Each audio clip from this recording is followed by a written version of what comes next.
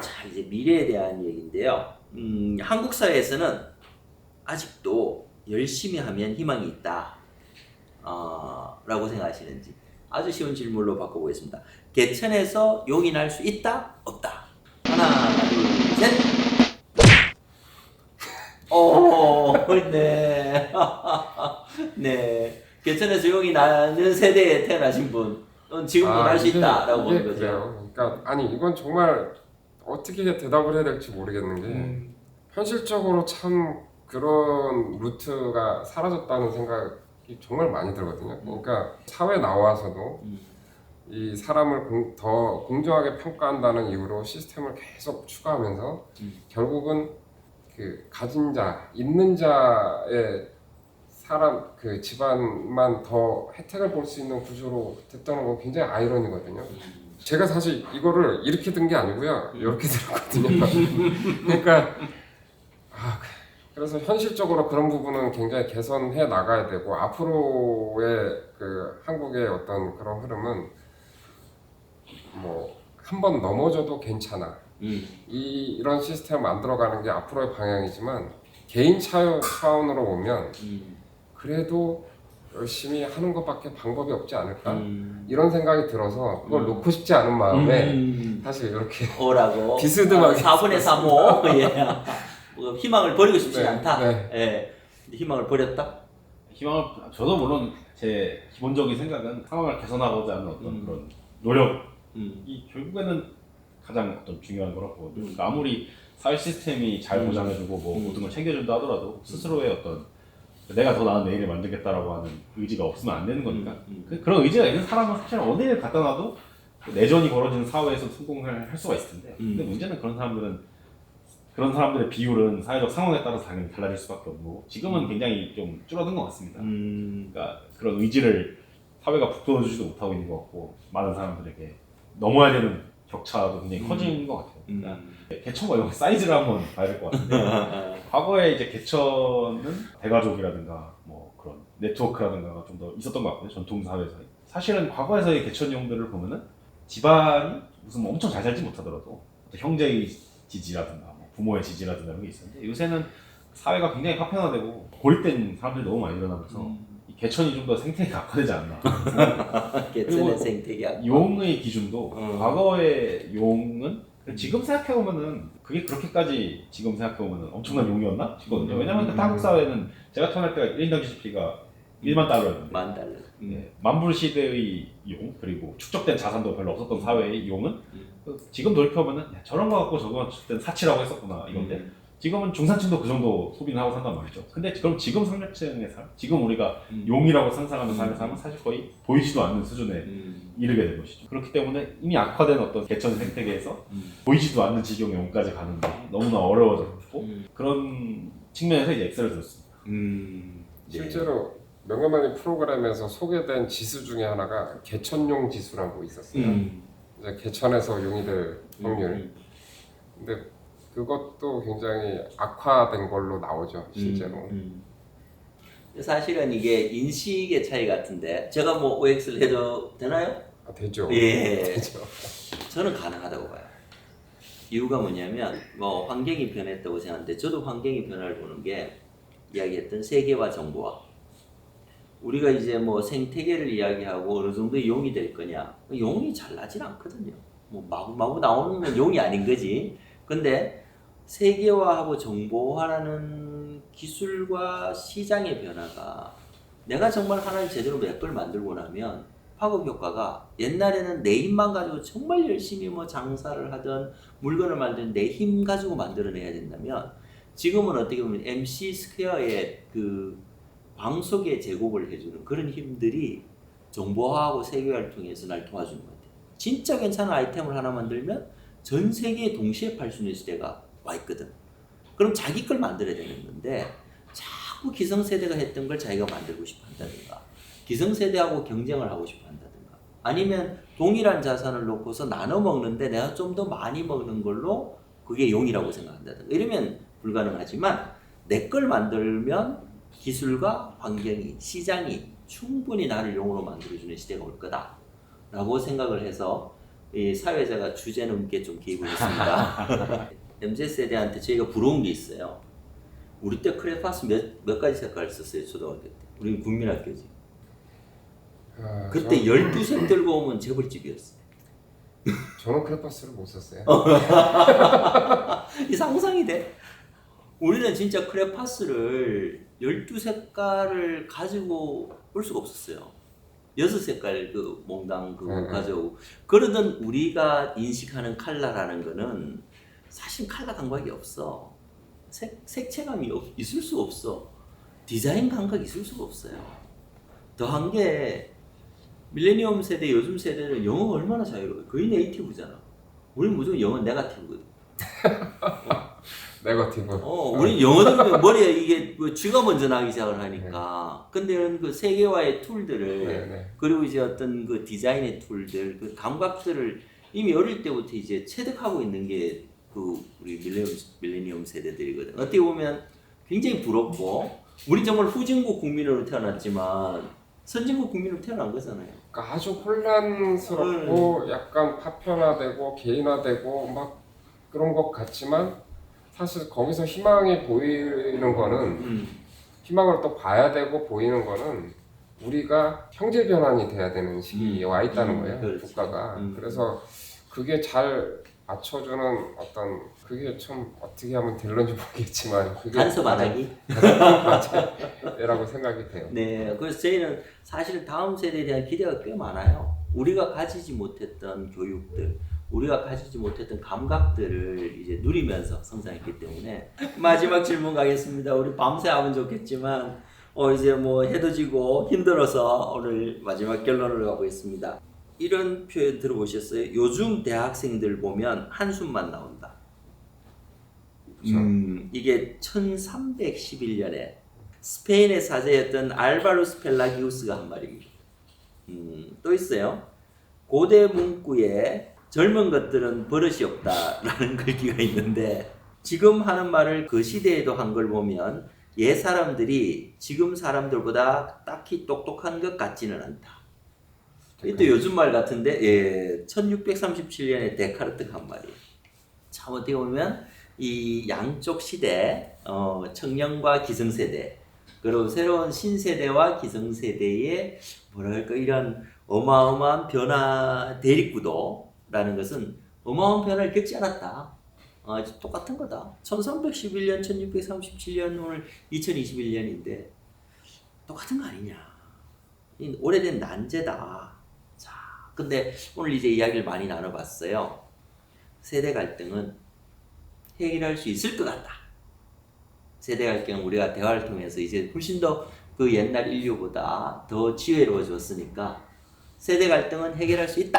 면 이게 또 왜 X인가요? 세대 갈등이 해결할 수 없는 거다라고 하면 X. 자, 기성과 신세대는 어떻게 생각하고 있는지 한번 하나, 둘, 셋. 둘 다 X네. 해결되면 안 된다는 생각이 들어요. 그러니까 사실 기성세대 인류 문화의 발전의 큰 흐름이라고 생각하고 권력을 가진 기성세대와 새로 성장하는 젊은 세대 간의 세대 갈등이 없다. 그 얘기는 제가 보기엔 발전하지 않는다와 동의어가 됐다고 생각해요. 그러니까 늘 접근하고 늘 다가서고 늘 이해하려고 하지만 사실은 세대 갈등이 어쩌면 사회가 발전하고 있는 증거다 라는 생각을 또 하게 되네요. 명언입니다. 자, 왜 갈등이 해결되지 않을까? 일단은 첫째로는 특히 한국 같은 사회는 5년 단위로 바뀌는 것 같아요. 사회가 5년 전에 있어 막 이러면서 그러니까 그런 사회에서 이 어떤 인식의 통합이라는 게 가능하긴 한가 물리적인 차원에서 서로가 살았던 경험들을 이해하고 그 화해하는 게 이제 가능할까 하는 생각이 이제 드는 거죠. 그런 차원에서 사실은 정근대 사회 세대 갈등의 상투적인 문구보다 현대 사회는 정말 그냥 세대가 다른 인종으로 분화한 수준이 아닐까 싶고 두 번째로는 이제 님이 말씀해 주신 것도 연장선상에서 패러다임론이 이제 있잖아요. 과학에 있어서. 그러니까 패러다임론에게서 굉장히 고약한 말이 뭐냐면 패러다임이 바뀔 때 앞선 패러다임의 사람들이 설득되는 게 아니라 그냥 그 사람들 다 죽어서 바뀐다. 그 정도로 인간이 어떤 청년기에 사실은 설정된 값을 바꾸지 않고 살아가는데 그것이 어떤 화합, 화해로 나아가기라는 것은 또 어려운 거 아닐까라는 또 생각이 듭니다. 다만 이제 세대 화합이나 세대의 어떤 그런 화해가 아니라 그냥 공존이 제일 중요한 어떤 목표가 되면 좋겠습니다. 싸울 수밖에 없겠지만은 그렇다고 하더라도 상대의 존재를 그래도 인정하고 공존 정도, 평화 공존은 가능하지 않겠냐는 이 정도는 목표로 삼아보면. 지금 이 얘기를 들으니까 갑자기 그 생각이 나요. 그 뮤지컬 중에 렌트라고 있어요. 그러니까 미국 사회에서 그 하층민들이 꿈을 꾸고 있는 젊은이들, 하층이면서 Why the distance make us wise란 말이 있는데 왜 거리가 우리를 현명하게 만드는가.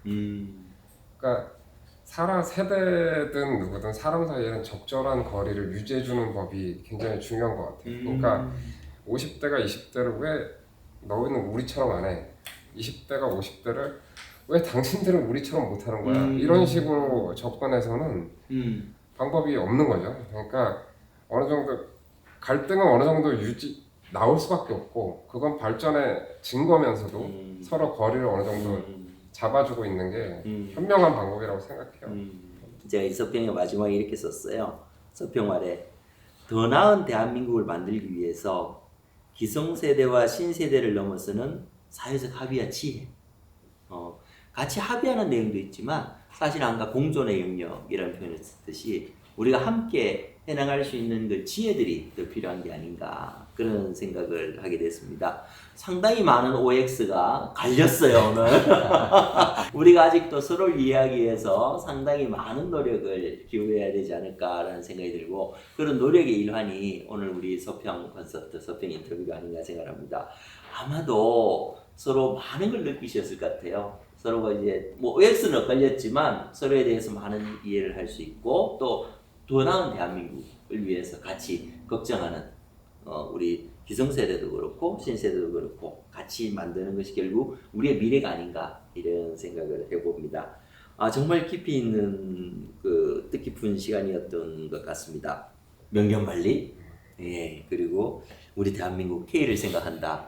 참 두 번의 명저와 함께한 아주 즐거운 시간이었고 또 이 명경만리를 만드셨던 우리 PD님과 또 K를 생각하는 90년생의 대명사 아재돌 우리 이윤목 저자님 두 분 같이 했어도 너무 행복했습니다. 우리 벌써 한 4시간 정도 같이 했는데요. 4시간을 하면서도 너무 행복하고 즐겁고 정말 시간이 이렇게 빨리 가네요. 네, 정말 좋은 시간이었습니다. 예. 자, 마지막으로 한 말씀씩 하고 마치도록 하겠습니다. 다양한 그동안 행사에 나왔었는데 저도 이렇게 대담식으로 굉장히 또 할 때는 언제나 또 새롭습니다. 대화하시는 분이 또 저와 다른 존재고 또 그분이 또 삶의 궤적과 뭐 생각이나 이런 걸 또 생각하게 되니까 오늘도 그런 차원에서 좀 뭐랄까 더 깊이 있는 얘기를 많이 나눌 수 있어가지고 굉장히 또 뜻깊은 그런 시간이었던 것 같습니다.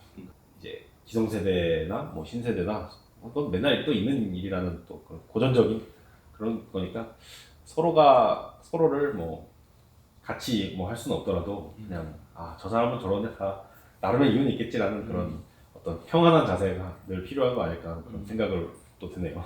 너무 의미 있는 시간이었던 것 같아요. 그냥 형식적인 얘기로 하는 얘기가 아니라 이게 먼 발치에서 보고 약간 업무적 관계에서만 보던 그런 느낌이 아니라 지금 사실 속 얘기와 이런 얘기를 듣다 보면 일단 임명록 작가랑 개인에 대한 놀라움도 있고 그 다음에 지금 오히려 이제 희망과 가능성을 보게 되는 것 같아요. 이거 뭐 이렇게 절망까지는 아니지만 약간 뭐 서로 기분 나쁘게 보고 짜증내게 보자니 벌써 이게 몇천 년 된 유구한 전통이잖아요. 이 사슬 갈등은. 그러니까 뭐 색다른 일이 아니란 말이에요. 그러니까 다만 이걸 어떻게 잘 조금 소화하느냐, 이게 뭐 소화하느냐. 그 다음에 지금 다행히 우리나라 환경이 위기라면 위기지만 사실 전환의 시기를 앞두고 있고 이 시기에 얼마나 잘 이 전환의 시기에 이런 변화가 잘 화학적으로 융합이 돼서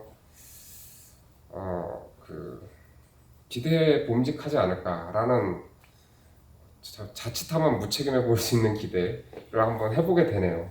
제가 이제 심수봉의 미워요라는 노래가 있습니다. 죽도록 사랑하면서 이제 그 노래를 서울대학교에서 이렇게 강당에 경영대 강당에 이렇게 튼 적이 있어요. 이게 언제였냐면 93년이요.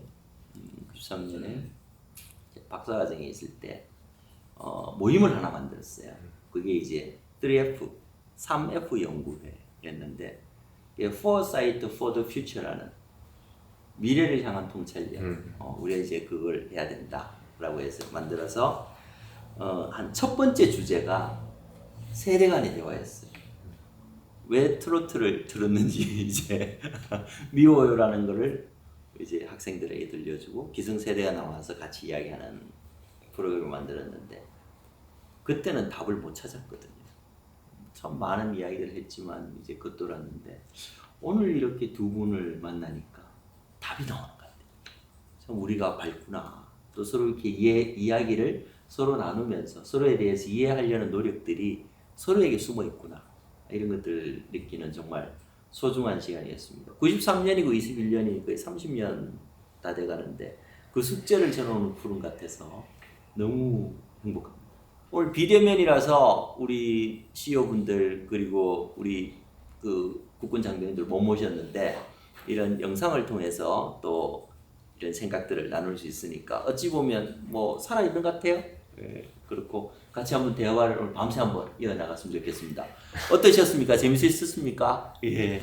같이 한번 박수 치면서 오늘 4시간에 걸친 토론 마치도록 하겠습니다. OX 재밌었어요. 감사합니다. 다음 소편 콘서트에서 뵙겠습니다. 감사합니다. 아유, 우리 아유, 작가님 최고.